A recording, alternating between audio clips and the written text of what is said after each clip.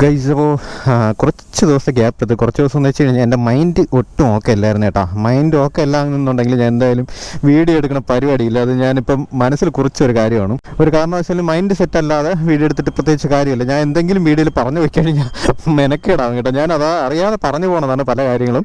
അപ്പോൾ അത് അറിയാതെ വന്നു പോകും കേട്ടോ. ഞാൻ എൻ്റെ മനസ്സിലൊന്നും കിടക്കാത്തതുകൊണ്ട് പെട്ടെന്ന് ഇങ്ങനെ വന്നു. അപ്പോൾ അതല്ല നമ്മുടെ മാറ്റർ കേട്ടോ. ഇന്ന് എൻ്റെ കയ്യിലുള്ളത് NS 200 ആണ് കേട്ടോ. അപ്പോൾ സംഭവം ജസ്റ്റ് ചുമ്മാ ഒന്ന് വണ്ടി ഓടിക്കാം. കുറച്ച് കാര്യങ്ങൾ പറഞ്ഞുതരാം. മെയിൻ ആയിട്ടുള്ളൊരു കാര്യം എന്ന് വെച്ച് കഴിഞ്ഞാൽ വണ്ടി ഡ്യുവൽ ചാനൽ ABS ആണ്. പലർക്കും അതൊരു ചെറിയ ഡൗട്ട് ഉണ്ട്. അപ്പം എനിക്ക് ചെറിയ ഡൗട്ട് ഉണ്ടായിരുന്നു കേട്ടോ. ഏകദേശം പേര് അറിഞ്ഞിട്ടുണ്ടായിരിക്കും. ഒരുപാട് റിവ്യൂ വീഡിയോസ് ഒക്കെ നിങ്ങൾ കണ്ടതല്ലേ. വണ്ടി ഡ്യുവൽ ചാനൽ ABS എന്ന് ഞാൻ പറഞ്ഞു തരും, വേറൊന്നും കൊണ്ടല്ല.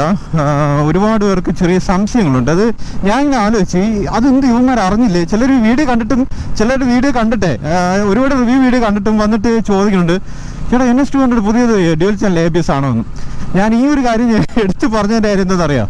കഴിഞ്ഞൊരു വീഡിയോ ഇട്ടപ്പോൾ അതിൻ്റെ താഴെയും വന്നിട്ടുണ്ടായിരുന്നു ഡ്യുവൽ ചാനൽ ABS ആക്കിയിട്ടുണ്ടോ എന്ന് ചോദ്യങ്ങൾ വന്നിട്ടുണ്ട്. അപ്പം ഇതുവരെയും എനിക്ക് തോന്നുന്നു പലർക്കും ഒരു ഉറപ്പ് വന്നിട്ടില്ല ഡ്യുവൽ ചാനൽ ABS ആയിട്ടുണ്ടെന്ന്. ശരിക്കും അത് ഡ്യുവൽ ചാനൽ ABS ആയിട്ടുണ്ട് കേട്ടോ വണ്ടി. അപ്പോൾ നിങ്ങൾക്ക് ആർക്കെങ്കിലും എടുക്കാനായിട്ട് ഇനി താല്പര്യമുണ്ടെന്നുണ്ടെങ്കിൽ ധൈര്യമായിട്ട് എടുത്തോ. പണ്ട് പോലെ നിങ്ങൾക്കറിയാം സേഫ്റ്റിയുടെ കാര്യത്തിൽ നമ്മുടെ NS 200 അറ്റ് ഫ്ലോപ്പ് ആയിരുന്നു കേട്ടോ. അറ്റ് ഫ്ലോപ്പ് എന്ന് പറഞ്ഞു കഴിഞ്ഞാൽ നിങ്ങൾ വേറെ നെഗറ്റീവായിട്ട് എടുക്കണ്ട. ഞാൻ ഓപ്പണായിട്ട് പറഞ്ഞതേ ഉള്ളൂ. അത് ഏകദേശം പേർക്കും അറിയാം. 200cc സെഗ്മെന്റിൽ അക്രമം കാണിക്കാൻ പറ്റിയ മുതലുകളിൽ ഒരുത്തനാണ് ഞാൻ അങ്ങനെ പറഞ്ഞുള്ളൂ. വേറെയും മുതലുകളുണ്ട്, ഇല്ലെന്ന് പറയുന്നില്ല. അപ്പോൾ ആ ഒരു സെഗ്മെന്റിൽ ഇത്രയും അക്രമം കാണിക്കാൻ പറ്റിയൊരു അടാർ മുതൽ തന്നെയാണ്. അപ്പം അത് വെച്ച് നോക്കുമ്പോൾ സേഫ്റ്റി വൈസ് കുറച്ച് മോശമായിരുന്നു കേട്ടോ. പല വണ്ടികളിലും അതായത് 200cc സെഗ്മെന്റിലുള്ള പല വണ്ടികളിലും ഫീച്ചേഴ്സ്, അതായത് സേഫ്റ്റി ഫീച്ചേഴ്സ് ഒരുപാട് കാര്യങ്ങൾ കൊണ്ടുവന്നിട്ടുണ്ടെങ്കിലും ബജാജ് ഇത്രയും നാൾ ആ ഒരു കാര്യത്തിൽ നല്ല രീതിയിലുള്ള ഒരു പിശുക്ക് കാണിച്ചുകൊണ്ടിരുന്നു കേട്ടോ. പിശുക്ക് എന്ന് പറയുമ്പം സേഫ്റ്റി വൈസ് അവർ ഡ്യുവൽ ചാനൽ ABS കൊടുക്കേണ്ട ഒരു കാര്യം തന്നെയാണ്. ഇത്രയും ഒരു ഇൻഷ്യലൊക്കെ ഉള്ള ഒരു വണ്ടിയിൽ നിങ്ങൾ ആലോചിച്ച് നോക്കുക, ABS ഇല്ലെങ്കിൽ ആ ഒരു അവസ്ഥ. ഒരുപക്ഷെ ഏറ്റവും കൂടുതൽ ആക്സിഡന്റ് നടന്നിട്ടുള്ളതും ഒരുപക്ഷെ NS-ൽ ആരെങ്കിലും വിഴുന്നിട്ടുണ്ടെങ്കിൽ ഒന്ന് കമന്റ് ചെയ്യണേ. നിങ്ങൾക്കുള്ള ആ ഒരു ബുദ്ധിമുട്ട് എന്തായിരുന്നു എന്നുള്ളത് കറക്റ്റായിട്ട് പറയാൻ പറ്റും. ബാക്ക് ബ്രേക്ക് പിടിക്കുന്ന സമയത്ത് വണ്ടി നല്ല രീതിയിൽ റോഡിൽ അടിച്ച് കളിക്കും. അപ്പോൾ അതുകൊണ്ട് ആ ഒരു സമയത്ത് കയ്യിൽ നിന്ന് പോകും വണ്ടി. എങ്ങനെ എന്തൊക്കെ ചെയ്തെന്ന് പറഞ്ഞാലും ശരി തന്നെ നമുക്ക് വണ്ടി പിടിച്ചെടുത്താനുള്ള ഗ്യാപ്പ് കിട്ടിയില്ല എന്നുണ്ടെങ്കിൽ എന്തായാലും ഉറപ്പായിട്ടും കയ്യിൽ നിന്ന് പോകും കേട്ടോ.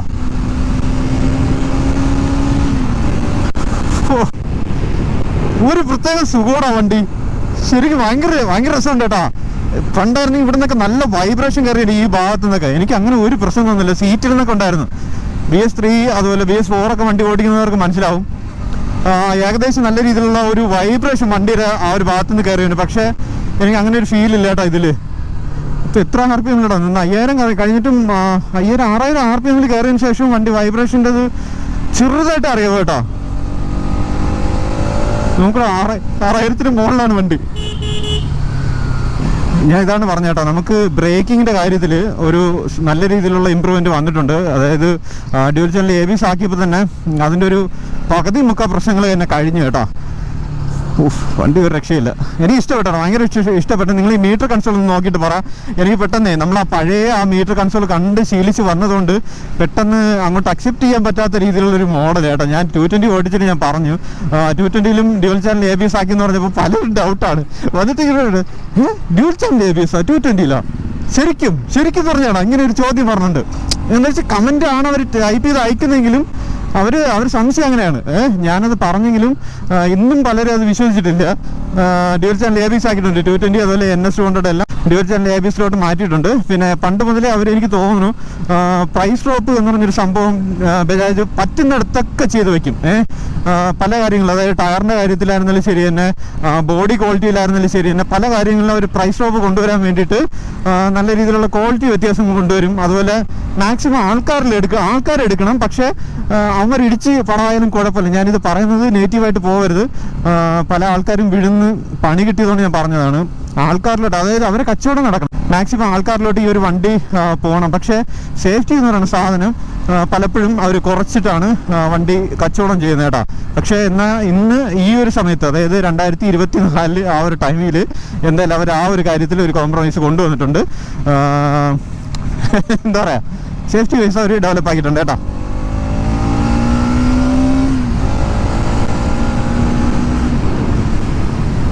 ഏടാ മോനെ സീന്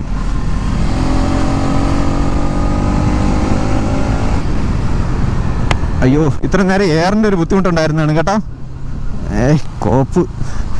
ഞാൻ ഈ വ്ളോഗ് ചെയ്യുന്ന സമയത്ത് ഹെൽമെറ്റിൽ ചെറിയ 2 എയർ പിൻ ഉണ്ട്. അതിനെ ഞാൻ ഇങ്ങനെ അടച്ചു വയ്ക്കും. ഞാൻ സാധാരണ അല്ലാതെ പോകുന്ന സമയത്ത് ഇതിനെ തുറന്നിട്ടിട്ടാണ് പോണത്.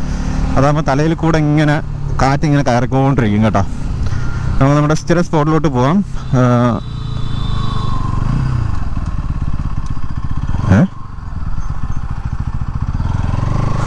അങ്ങനെ ഹോണടിച്ച് വണ്ടി ഞാൻ ഇത്രയും ദൂരം ഓടിച്ചല്ല. എനിക്കൊരു ചെറിയൊരു കാര്യം ഞാൻ നിങ്ങളുടെ പറയാം. സസ്പെൻഷൻ്റെ കേസ് കേട്ടോ. സസ്പെൻഷൻ ഒരു രക്ഷയില്ല. USD4 ആക്കിയിട്ടുണ്ട്. നിങ്ങൾക്ക് ആർക്കെങ്കിലും RS2 കണ്ടിട്ടിൽ USD4 കയറ്റണമെന്നുണ്ടെങ്കിൽ നിങ്ങൾ ഈ ഒരു NSൻ്റെ USD4 കിട്ടുകയാണെന്നുണ്ടെങ്കിൽ കയറ്റി വെക്കേട്ടാ. ഒരു രക്ഷയില്ല. ഞാൻ പറയാം ഒരു കാര്യം, ഞാൻ നിങ്ങളടുത്ത് ഉറപ്പ് പറയാം. നിങ്ങൾക്ക് എന്തായാലും ഇതെടുത്ത് കയറ്റി വെക്കുമ്പം നേരത്തെ ഉണ്ടായിരുന്നതിനേക്കാളുള്ള ഡിഫറൻസ് നല്ല രീതിയിൽ മനസ്സിലാവും. ഞാൻ RS കണ്ടിട്ടിൽ NSൻ്റെ USD4 കയറ്റുന്നെങ്കിൽ കയറ്റാം എന്ന് ഞാൻ പറഞ്ഞു. വേറൊന്നും കൊണ്ടല്ല, പലർക്കും ഈ ഒരു USD4 അതായത് NSൻ്റെ എന്നല്ല, പലരും ഡോമിൻ്റെയാണ് കയറ്റി വെക്കുന്നത്. എൻ്റെ ഒരു RS കൊണ്ടുണ്ടായിരുന്നു, നിങ്ങൾ പലരും കണ്ടിട്ടുണ്ടായിരിക്കും. ആ വണ്ടിയിലും ഡോമിനറിൻ്റെയാണ് USD4 എടുത്ത് കയറ്റിയത്. അതിൻ്റെ ഒരു പ്രശ്നം എന്ന് വെച്ച് കഴിഞ്ഞാൽ വണ്ടിയുടെ ആ ഒരു പിക്കപ്പിന് നല്ല രീതിയിൽ ബാധിക്കും കേട്ടോ. അതായത് വെയിറ്റ് ഉണ്ട്, അത് മനസ്സിലായോ? എഞ്ചിനിൽ നിന്ന് വരുന്ന ഒരു ഔട്ട്പുട്ട് നമുക്ക് ഒരു കാരണവശാലും റോഡിൽ, അതായത് വണ്ടിയിൽ കാണിക്കാനായിട്ട് പറ്റുന്നില്ല. വണ്ടി ഇങ്ങനെ മൂണിക്കൊണ്ട് നിൽക്കുക, അല്ലെങ്കിൽ ഇങ്ങനെ ഇരച്ച് തുമിച്ച് ഇങ്ങനെ നിൽക്കും. പക്ഷേ ഒരു കാരണവശാലും വണ്ടി മുമ്പോട്ട് കയറാത്തതിൻ്റെ ഒരു ഇത് തോന്നും. അതായത് അത്രത്തോളം വെയിറ്റ് ഉണ്ട്. എഞ്ചിന് ആ ഒരു കപ്പാസിറ്റി കുറവാണല്ലോ. 400-ൽ നിങ്ങൾക്കറിയാമല്ലോ, അതിനുള്ള കപ്പാസിറ്റി ഉണ്ട്. അതും എടുത്തുകൊണ്ട് പോകാം, അത്രയും വെയിറ്റും കൊണ്ടുപോകാൻ അതിനുള്ള കപ്പാസിറ്റി ഉണ്ട്. പക്ഷേ RSൽ അത് പറഞ്ഞില്ല കേട്ടോ. ഞാൻ NS എടുത്ത് വെച്ചിട്ട് അങ്ങനെ പറഞ്ഞു, വേറെ ഒന്നും കൊണ്ടല്ല. ഇതിൻ്റെ USD4 നല്ല സുഖമുണ്ട് കേട്ടോ, ഒരു രക്ഷയില്ല. ഞാൻ NS പണ്ട് മുതലേ ഓടിച്ച് നടക്കുന്ന ഒരാളായതുകൊണ്ട് ഞാൻ പറഞ്ഞതാണ്. എനിക്ക് പണ്ട് USD4 അല്ലാത്ത വണ്ടികൾ ഞാൻ ഓടിച്ചതിൽ എനിക്ക് കുറച്ച് ബുദ്ധിമുട്ട് എനിക്ക് തോന്നിയിട്ടുണ്ട്. കുറച്ചെന്ന് വെച്ചാൽ അത്യാവശ്യം ഒരു കോർണറൊക്കെ പോണ സമയത്ത് കയ്യിലിങ്ങനെ ഒരു ചെറിയൊരു പിടുത്തം ഇങ്ങനെ വരും പോലെ തോന്നും, മനസ്സിലായോ? അതായത് വണ്ടി ഇങ്ങനെ പട്ടി പോലെ നിൽക്കും പോലെ തോന്നും. പെട്ടെന്ന് നമുക്ക് അങ്ങോട്ട് ഒരു സുഖം വരില്ല കേട്ടോ, അതാണ് സംഭവം. അപ്പോൾ ആ ഒരു കാര്യത്തിൽ നല്ല രീതിയിലുള്ള മാറ്റം വണ്ടി വരുത്തിയിട്ടുണ്ട് USD4. അതുപോലെ തന്നെ ഡ്യുവൽ ചാനൽ ABS കൊണ്ടുവന്നിട്ടുണ്ട്. ഞാൻ ഈ ഒരു കാര്യം ഞാൻ ഹൈലൈറ്റഡ് എടുത്ത് പറയുന്നത് വേറെ ഒന്നും കൊണ്ടല്ല. ആ ഒരു സംഭവം നിങ്ങളെല്ലാവരും അറിഞ്ഞിരിക്കണം. അറിയാത്തവരാരെങ്കിലും ഉണ്ടെങ്കിൽ ജസ്റ്റ് ഒന്ന് കമൻറ്റ് ചെയ്യണം, നിങ്ങൾ ആരെങ്കിലും അത് അറിയാതെ ഉണ്ടോ എന്ന്. പിന്നെ എനിക്ക് പണ്ട് ഉണ്ടായിരുന്ന NS200-ൽ ഇഷ്ടപ്പെട്ട ഒരു കാര്യം എന്ന് വെച്ച് കഴിഞ്ഞാൽ പക്ക 200 ആയിരുന്നു കേട്ടോ. പക്ഷേ ഇതിൽ 199.5 cc ആണ് വണ്ടിക്കുള്ളത്. അതായത് പവർ നേരത്തെ ഉണ്ടായിരുന്നതിനേക്കാളും കുറഞ്ഞിട്ടുണ്ട്. ഇത് ഞാൻ നിങ്ങളുടെ പ്രത്യേകിച്ച് പറയേണ്ട കാര്യമില്ല, പക്ഷേ വണ്ടി എടുത്ത സ്ഥിതിക്ക് ഞാനത് പറഞ്ഞു എന്നേ ഉള്ളൂ. ഇപ്പോൾ വന്നിട്ടുള്ള മെയിൻ ചേഞ്ചസ് എന്ന് വെച്ച് കഴിഞ്ഞാൽ, ഒന്ന് USD4 വന്നിട്ടുണ്ട്, അതുപോലെ തന്നെ ഡ്യുവൽ ചാനൽ ABS വന്നിട്ടുണ്ട്. ഈ ഒരു മീറ്റർ കൺസോൾ മാറ്റിയിട്ടുണ്ട് കേട്ടോ. ഇതിൽ ഗിയർ പൊസിഷൻ ഇൻഡിക്കേറ്ററും ബ്ലൂടൂത്ത് കണക്ടിവിറ്റിയും ബാക്കിയുള്ള കാര്യങ്ങളെല്ലാം ഇതിനകത്ത് ആഡ് ചെയ്തിട്ടുണ്ട്. പിന്നെ അതുപോലെ സൈഡിൽ ഈ ഒരു ഭാഗത്ത് ചാർജ് ചെയ്യാനുള്ള USB ചാർജർ കൊടുത്തിട്ടുണ്ട്. ആ ഒരു പോർട്ട് ഇവിടെ കൊടുത്തിട്ടുണ്ട് കേട്ടോ. പിന്നെ ABSൻ്റെ ഇൻഡിക്കേഷൻ കാര്യങ്ങളെല്ലാം ഈ ഒരു ഭാഗത്ത് കാണിക്കും. മീറ്റർ കൺസോൾ എനിക്ക് ഓവറോൾ വലിയ കുഴപ്പമൊന്നുമില്ല. പിന്നെ ഫ്യൂവലിൻ്റെ വേണ്ടാടാ, അടുത്തിട്ട് പെട്രോൾ അടിക്കാൻ വേണ്ടി പറയുന്നുണ്ട്. അപ്പോൾ അങ്ങനെയുള്ള, അതായത് സ്പെക്ക് വൈസ് എന്തായാലും NS200 മീറ്റർ കൺസോളിൽ കൊണ്ടുവന്നിട്ടുണ്ട്. പിന്നെ അതുപോലെ ഫ്രണ്ടിൽ നമ്മുടെ 400-ൽ കണ്ടതിൻ്റെ ഒരു ചെറിയൊരു മിനി വെർഷൻ, അതായത് 400-ൽ ഈ ഒരു DRL നല്ല രീതിയിൽ വലിപ്പമുണ്ട് കേട്ടോ. ഈ ഒരു സാധനം നല്ല രീതിയിൽ വലിപ്പമുണ്ട്. പക്ഷേ ഇത് അതിനേക്കാളും ചെറുതാണ്, കുറച്ചുകൂടി ചെറുതാണ്. പിന്നെ അതുപോലെ തന്നെ പഴയ ഒരു ഹെഡ്ലൈറ്റ് അല്ല, 2 ലെയറാണ് കേട്ടോ. മുകളിലും താഴെയായിട്ട് 2 ലെയറായിട്ട് മാറ്റി കൊടുത്തിട്ടുണ്ട്. പഴയതെന്ന് വെച്ച് കഴിഞ്ഞാൽ നിങ്ങൾക്ക് അറിയാമല്ലോ. പക്ഷേ എനിക്ക് ഇതിനെ അപേക്ഷിച്ച് കുറച്ചുകൂടി ഇഷ്ടം എന്ന് വെച്ച് കഴിഞ്ഞാൽ നമ്മുടെ ഡോമിനറിൻ്റെ ഹെഡ്ലൈറ്റ് നമ്മുടെ പയ്യന്മാർ ഇതിനകത്ത് കുത്തിത്തിരികെ കയറ്റും. അത് കാണാൻ ഭയങ്കര ഭംഗിയാണ് കേട്ടോ. എന്ന് വെച്ചാൽ അത്രയും ബൾക്ക്നെസ് തോന്നും. എനിക്കത് ഭയങ്കര ഇഷ്ടമുള്ള കേസാണ്. പിന്നെ അതുപോലെ ഇൻഡിക്കേറ്റേഴ്സ് LED ഇൻഡിക്കേറ്റേഴ്സ് ആക്കിയിട്ടുണ്ട്. നമ്മുടെ RSലുണ്ടായിരുന്ന അതേപോലെ ഇതിലും ചെയ്തിട്ടുണ്ട്. പിന്നെ മഡ് ഗാർഡ് വലിയ ക്വാളിറ്റി ഒന്നും പറയാൻ പറ്റില്ല, ചെറിയൊരു പ്ലാസ്റ്റിക് പോലത്തെ ഒരു സംഭവം. പിന്നെ അതിൽ ചെറിയൊരു കാർബണിൻ്റെ ആ ഒരു സ്റ്റിക്കർ കാര്യങ്ങളൊക്കെ ഒടിച്ചിട്ടുണ്ട്. സ്റ്റിക്കറാണ് കേട്ടോ, സ്റ്റിക്കർ ഇല്ലേ, അത് തന്നെ. അപ്പോൾ ക്വാളിറ്റി ഈ ഒരു ഭാഗമെല്ലാം പ്ലാസ്റ്റിക്കാണ്. ബാക്കി ബജാജ് പറ്റുന്നിടമെല്ലാം പ്ലാസ്റ്റിക് കുത്തി കയറ്റിയിട്ടുണ്ട്. ബാക്കി എന്താ പറയുക, വേറെ പ്രത്യേകിച്ചല്ലേ. ടയർ കണ്ടപ്പോൾ കുറച്ചുകൂടി ഒന്ന് നല്ല രീതിയിൽ ചെറുതായ ഒരു ടയർ പോലെ തോന്നുന്നു കേട്ടോ. കാര്യം പയ്യന്മാർ സെറ്റ് നല്ല രീതിയിലുള്ള ടയറൊക്കെ എടുത്തിട്ടുണ്ടാണ് ഇപ്പോൾ റോഡേ പോകണം. അതുകൊണ്ട് ആ ഒരു കുറവ് ഇതിൽ തോന്നുന്നുണ്ട്. ഇൻഡിക്കേറ്റേഴ്സ് നോക്കുകയാണെങ്കിൽ എനിക്ക് നല്ല രീതിയിൽ ഇഷ്ടപ്പെട്ട്. നമ്മൾ ഇളക്കി വേറെ മാറ്റി വയ്ക്കേണ്ട കാര്യമില്ല. പലരും വണ്ടി വാങ്ങിച്ചിട്ട് ഈ ഒരു ഇൻഡിക്കേറ്റേഴ്സ് പൈസ കൊടുത്ത് വാങ്ങിച്ചു വെക്കുന്നത്. പക്ഷേ ഈ പ്രാവശ്യം എന്തായാലും അതിൻ്റെ ആവശ്യമില്ല. സസ്പെൻഷൻ്റെ കേസ് നോക്കുകയാണെന്നുണ്ടെങ്കിലും ഭയങ്കര ഇമ്പ്രൂവ് ആയിട്ടുണ്ട്. ബാക്ക് ആയിരുന്നാലും ഫ്രണ്ട് ആയിരുന്നാലും കേട്ടോ. എനിക്ക് ഭയങ്കര ഇഷ്ടപ്പെട്ടു. പിന്നെ എന്നാൽ വണ്ടിയുടെ പവറിൻ്റെ കാര്യത്തിൽ പലർക്കും ഒരു ചോദ്യം വരും, ചേട്ടാ വണ്ടി എങ്ങനെയുണ്ട്? എനിക്ക് പണ്ട് നിങ്ങൾ ഓടിച്ചതിൻ്റെ അനുസരിച്ച് നിങ്ങൾ നോക്കണ്ട, അതേ ഞാൻ പറയുന്നുള്ളൂ. പക്ഷേ പവർ വൈസ് NS200 തരുന്ന ഒരു ഔട്ട്പുട്ട് ഉണ്ട്, അത് നമ്മൾ കൈ കൊടുക്കുന്ന സമയത്ത് തരുന്ന ഒരു റെസ്പോൺസ്. പണ്ട് വണ്ടി ഓടിച്ചത്, അതായത് RS നേരത്തെ ഉള്ള വണ്ടികൾ, നേരത്തെ ഉണ്ടായിരുന്ന സീരീസ് BS3 BS4 ഒക്കെ ഓടിച്ചവരാണെന്നുണ്ടെങ്കിൽ നിങ്ങൾക്ക് അതിൻ്റെ ഡിഫറൻറ്റ് കറക്റ്റായിട്ട് മനസ്സിലാവും. പെട്ടെന്ന് ഒരാൾ ഇതിലോട്ട് അപ്ഗ്രേഡ് വരികയാണ്, അതായത് സ്കൂട്ടേഴ്സിൽ നിന്നൊക്കെയാണ് ഇതിലോട്ട് വരുന്നുണ്ടെങ്കിൽ നിങ്ങൾക്ക് നല്ല രീതിയിൽ എൻജോയ് ചെയ്യാൻ പറ്റും കേട്ടോ. അപ്പോൾ ഒരു ബിഗിനർ ഫ്രണ്ട്ലി ആണോ എന്ന് ചോദിച്ചു കഴിഞ്ഞാൽ ഇനി ആണ് എന്ന് എനിക്ക് പറയാം. ഞാൻ പലപ്പോഴും പറഞ്ഞിട്ടുണ്ട് 200cc സെഗ്മെൻറ്റിൽ ഒരു ബിഗിനർ ഫ്രണ്ട്ലി അല്ലാത്തൊരു മോഡൽ ഒന്ന് RS, അതുപോലെ തന്നെ ഈ ഒരു മുതൽ, പിന്നെ ഡ്യൂക്കിൻ്റെയും ഉണ്ട്. പക്ഷേ ഡ്യൂക്ക് സേഫ്റ്റി വൈസ് അത് ഓക്കെയാണ്. എന്നാൽ ഇനി NS നിങ്ങൾക്ക് എന്തായാലും ഒരു ബിഗിനറിന് എടുക്കാൻ പറ്റുമെന്ന് ചോദിച്ചു കഴിഞ്ഞാൽ എടുക്കാൻ, വേറെ കുഴപ്പമൊന്നുമില്ല. സേഫായിട്ട് കൊണ്ടു നടന്നാൽ മതി കേട്ടോ, ഞാൻ അത്രേ പറയുന്നുള്ളൂ. ആവശ്യമില്ലാത്ത റാഷായിട്ടുള്ള പരിപാടികളായിരിക്കണമെന്നും വേണ്ട, എന്തിനാണ് വെറുതെ. പിന്നെ ഈ ഒരു ഹാൻഡിൽ നിങ്ങൾക്ക് ഇഷ്ടപ്പെട്ടിട്ടുണ്ടോ എന്ന് എനിക്കറിയില്ല. പലരും നമ്മൾ ആ ഒരു സ്ട്രൈറ്റ് ആയിട്ടുള്ള ഹാൻഡിലാണ് പലരും വെച്ചുകൊണ്ട് കിടക്കണം, അപ്പോൾ അതിൽ ഓരോരുത്തരുടെ ഇഷ്ടമാണ് അതാക്കുന്നത്. പക്ഷേ ഈ ഒരു ഹാൻഡിൽ അപേക്ഷിച്ച് ആ ഒരു ഹാൻഡിൽ എന്താണ് യൂസ് എന്ന് എന്നോട് ചോദിച്ചു കഴിഞ്ഞാൽ എനിക്ക് ഒന്നേ പറയാനുള്ളൂ, വണ്ടിക്ക് അത്രയും കൺട്രോൾ ആയിരിക്കും. ഇപ്പോൾ വണ്ടി പെട്ടെന്ന് ബ്രേക്ക് ഇടുന്ന സമയത്ത് എനിക്ക് 220 തോന്നിയിട്ടുള്ളത്, ഞാൻ 220 പോലും ആ ഒരു ഹാൻഡിൽ മാറ്റി വെച്ചേക്കുന്നത്, ഒന്ന് 220 ഈ ഒരു ഹാൻഡിൽ വരുന്നത് കുറച്ചുകൂടെ ഇങ്ങനെ ഒതുങ്ങിയാണ് പറഞ്ഞത്, ഇങ്ങനെയാണ് പറഞ്ഞത്. പെട്ടെന്ന് ഏതെങ്കിലും ഒരു കല്ലി കയറാണെന്നുണ്ടെങ്കിൽ നമ്മുടെ കയ്യിൽ നിന്ന് പെട്ടെന്ന് തന്നെ പോകട്ടെ, അതായത് നമുക്ക് കൺട്രോൾ ചെയ്ത് നിർത്താൻ പറ്റാത്ത രീതിയിൽ പെട്ടെന്ന് കയ്യിൽ നിന്ന് പോകും വണ്ടി. പക്ഷേ എന്നാൽ ഞാൻ ആ ഹാൻഡിൽ മാറ്റിയതിന് ശേഷം എൻ്റെ ഒരു അനുഭവം എന്ന് വെച്ച് കഴിഞ്ഞാൽ വണ്ടി അതിങ്ങനെ തന്നെയാലും ഒരു പരിധി വരെ ഞാനൊരു 90% വണ്ടി പിടിച്ച് നിർത്തിയിട്ടുണ്ട്. അപ്പോൾ ആ ഒരു ഹാൻഡിൽ എനിക്ക് തോന്നിയിട്ടുള്ളൊരു കാര്യമാണ്. പക്ഷേ NSൽ അത്രയും ഒതുങ്ങിയിട്ടല്ല, എന്നാൽ നിങ്ങളുടെ കയ്യിൽ നിൽക്കും. ഇപ്പോൾ ഹാൻഡിൽ നിങ്ങൾക്ക് മാറണമെന്നുണ്ടെങ്കിൽ മാറാം, വേറെ കുഴപ്പമില്ല. പക്ഷേ നല്ലൊരു കറക്റ്റായിട്ട് അറിയാമെന്നുള്ള ആരെങ്കിലും കയ്യിൽ കൊടുക്കണം കേട്ടോ. അല്ലാതെ നിങ്ങൾ വണ്ടി ആരെങ്കിലും കയ്യിൽ കൊടുത്ത് എന്തെങ്കിലും പണി കിട്ടിക്കഴിഞ്ഞാൽ എന്നെ കുറ്റം പറയരുത് കേട്ടോ. ദൈവമേ, ഒന്നുമില്ല കേട്ടോ, ഞാൻ ഒന്നും കണ്ടില്ല. അപ്പോൾ ഓക്കെ, സൗണ്ട് ഒരു രക്ഷയില്ല കേട്ടോ. ഇപ്പോൾ വരുന്ന നമ്മളെ ബജാജ് സീരീസിലുള്ള മിക്ക വണ്ടികളിലും സൗണ്ട് എന്ന് പറയുന്ന സാധനം ഭയങ്കര ഇമ്പോർട്ടൻ്റ് ആണ്. അത് നിങ്ങൾ ശ്രദ്ധിച്ചു കഴിഞ്ഞാൽ മനസ്സിലാവും. ആ ഒരു മുഴക്കം, ഒരു ചെറിയൊരു ബാസ് ഉണ്ട് കേട്ടോ ആ ഒരു ബീറ്റിൽ, കണ്ടോ. ഞാൻ ഈ റോഡ് ആദ്യം വിചാരിച്ചെടുത്ത് കയറ്റുണ്ടാകും കേട്ടോ. പക്ഷേ എടുത്ത് കയറ്റേണ്ട കാര്യം എന്ന് വെച്ച് കഴിഞ്ഞാൽ സസ്പെൻഷൻ എത്രത്തോളം ഓക്കെ ആണെന്നുള്ളത് എനിക്ക് കറക്റ്റായിട്ട് മനസ്സിലാക്കാൻ വേണ്ടിയിട്ടാണ്.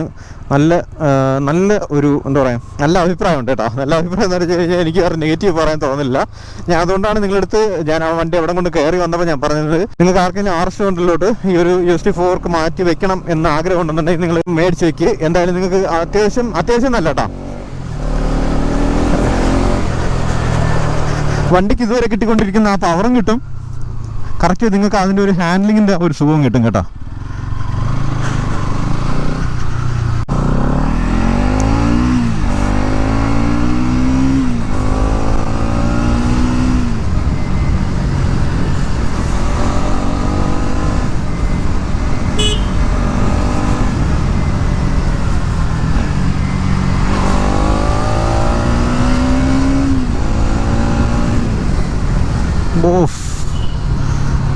ഒരു രക്ഷയില്ല കേട്ടോ. ബ്രേക്കിങ് നല്ല ഇമ്പ്രൂവ്മെന്റ് ഉണ്ട്. നല്ല ഇമ്പ്രൂവ്മെന്റ് എന്ന് പറഞ്ഞാൽ ഞാൻ ഒറ്റ വിരലിലാണ് പിടിച്ചേട്ടാ വണ്ടിയെ. ഫ്രണ്ട് നല്ല ബ്രേക്കിംഗ് ടൈറ്റ് നല്ല രീതിയിൽ കിട്ടുന്നുണ്ട് കേട്ടോ എനിക്ക്. പക്ക വണ്ടി നല്ല വെയിറ്റ്ലെസ് ആണ് കേട്ടോ, നല്ല വെയിറ്റ്ലെസ് ആണ്. ഒരു പരിധി വരെയും KTM എന്താണ് കാണിച്ചു കൂട്ടുന്നത് അത് ഒരു പരിധി വരെയും ബജാജ് ഇപ്പം പഠിച്ചു വെക്കുന്നുണ്ട് കേട്ടോ അതുപോലെ. പക്ഷെ എനിക്ക് പഴയ ആ ഒരു ഇൻഷ്യല് അത് മാത്രമാണ് എനിക്ക് എവിടെയോ മിസ്സാവണത് വണ്ടി ഓടിച്ചിട്ട്. ബാക്കി ഓക്കെയാണ് കേട്ടോ. നമ്മൾ കൊടുക്കുന്ന കാശിനുള്ള സാധനം എന്തായാലും വണ്ടിയിലുണ്ട്. പഴയ ആ ഒരു ഇൻഷ്യൽ പോയിട്ട്, പഴയെന്ന് വെച്ചാൽ ഞാൻ പഴയ വണ്ടി വെച്ച് കമ്പയർ ചെയ്ത് പറഞ്ഞാണ് കേട്ടോ. അങ്ങനെ ചിന്തിക്കാനേ പാടില്ല. വണ്ടി നല്ല കൂളായിട്ടുണ്ട്. കൂളെന്ന് വെച്ച് കഴിഞ്ഞാൽ ഞാൻ ഈ കൂളെന്ന് പറഞ്ഞിട്ടുണ്ടെങ്കിൽ വേറെ ഒന്നും ചിന്തിച്ചുകൊണ്ട് പോകണ്ട, വണ്ടി നല്ല രീതിയിൽ സ്മൂത്താണ് കേട്ടോ, അതാണ് ഞാൻ ഉദ്ദേശിച്ചത്. ഓക്കെ. പിന്നെ ഇനി ഒരു കാര്യം, ഈ ടൂറിങ് പർപ്പസ് എന്ന് പറയുന്ന ഒരു സംഭവമുണ്ട്. അത് പലരും എൻ്റെ വീട് കണ്ടിട്ട് എൻ്റെ അടുത്ത് ചോദിക്കുന്ന ഒരു മെയിൻ ചോദ്യം അതാണ്, ചേട്ടാ ടൂറിങ് പർപ്പസ് എങ്ങനെയാണ്, പറ്റുമോ, ഓക്കെ ആണോ? എനിക്കൊരു നെഗറ്റീവ് നിങ്ങളത് പറയാനില്ല. നിങ്ങൾ അത്യാവശ്യം ഒരു ജെൽ സീറ്റ് എന്ന് പറയുമ്പോൾ ഒരു എയർ സീറ്റോ എന്തെങ്കിലും മേടിച്ചിടാൻ പറ്റുകയാണെന്നുണ്ടെങ്കിൽ ബാക്കിൽ ഫ്രണ്ടിൽ, അതായത് പില്ലിയൻ ഉൾപ്പെടെ നിങ്ങൾ എന്തായാലും വാങ്ങിച്ചിടണം. കാര്യം നമുക്കിപ്പോൾ സീറ്റ് അത്രത്തോളം ഒരു സോഫ്റ്റ് ആയിട്ടൊരു സീറ്റല്ല, പക്ഷേ പഴയതിനെ അപേക്ഷിച്ച് ഇപ്പോൾ നല്ല ഇമ്പ്രൂവ്മെൻ്റ് ആയിട്ടുണ്ട്. നല്ലൊരു സ്ട്രെച്ച്, അതായത് ഒരു ഏകദേശം ഒരു 10-100 കിലോമീറ്റർ ഒറ്റ സ്ട്രെച്ചൊക്കെ ഇരുന്ന് പോകുന്നവരാണെന്നുണ്ടെങ്കിൽ നിതംബത്തിന് നല്ല രീതിയിലുള്ള ബുദ്ധിമുട്ട് ഉണ്ടാവാൻ ചാൻസ് ഉണ്ട്. ഞാൻ അതുകൊണ്ടാണ് പറഞ്ഞത്, നിങ്ങളൊരു കാര്യം ചെയ്യ്, അത്യാവശ്യം കുഴപ്പമില്ലാത്ത ഒരു ജെൽ സീറ്റ്, അതിപ്പോൾ ആമസോണിൽ കിട്ടും. ജെൽ സീറ്റ് എന്ന് പറഞ്ഞു കഴിഞ്ഞാൽ എയർ വെക്കുന്നതുകൊണ്ട് ജെല്ല് വരുന്ന സീറ്റും ഉണ്ട്. അപ്പോൾ ഇത് ഏകദേശം ഒരു 3000 രൂപ അടുപ്പിച്ച് റേറ്റ് വരും. പക്ഷേ നിങ്ങളൊരു 2 എണ്ണം വാങ്ങിക്കുകയാണെന്നുണ്ടെങ്കിൽ ഒരു 6 രൂപ വരും.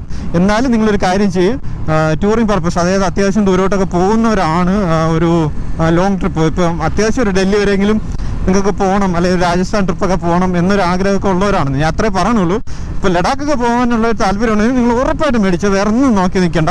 പില്ലിയൻ സീറ്റ് ഭയങ്കര ശോകമാണ്, അത് ഞാൻ ഇപ്പോഴേ പറയാം. പക്ഷേ നമുക്ക് വലിയ കുഴപ്പമില്ല, അതായത് നമ്മൾ ബൈക്ക് ഓടിക്കുന്നവർക്ക് വലിയൊരു പ്രശ്നം വരില്ല. എന്നാലും നിങ്ങൾ 2 എണ്ണം മേടിച്ചിട്ടോ കേട്ടോ, ഞാൻ അത്രേ പറയുന്നുള്ളൂ. നമ്മുടെ പലരുടെയും ശരീരഘടന പലതാണ്. അത്യാവശ്യം വെയിറ്റ് ഒക്കെ ഉള്ളവരാണെന്നുണ്ടെങ്കിൽ അത്യാവശ്യം പണി കിട്ടാൻ ചാൻസ് ഉണ്ട്. പിന്നെ പൂർണ്ണമായിട്ട് നമ്മൾ ആ വെയിറ്റ് നിതംബത്തിൽ വരാത്ത രീതിയിലാണ് ഒരു സീറ്റിംഗ് പൊസിഷൻ കൊടുത്തിട്ടുള്ളത് കേട്ടോ. അത് പണ്ട് മുതലേ അങ്ങനെ തന്നെയാണ്.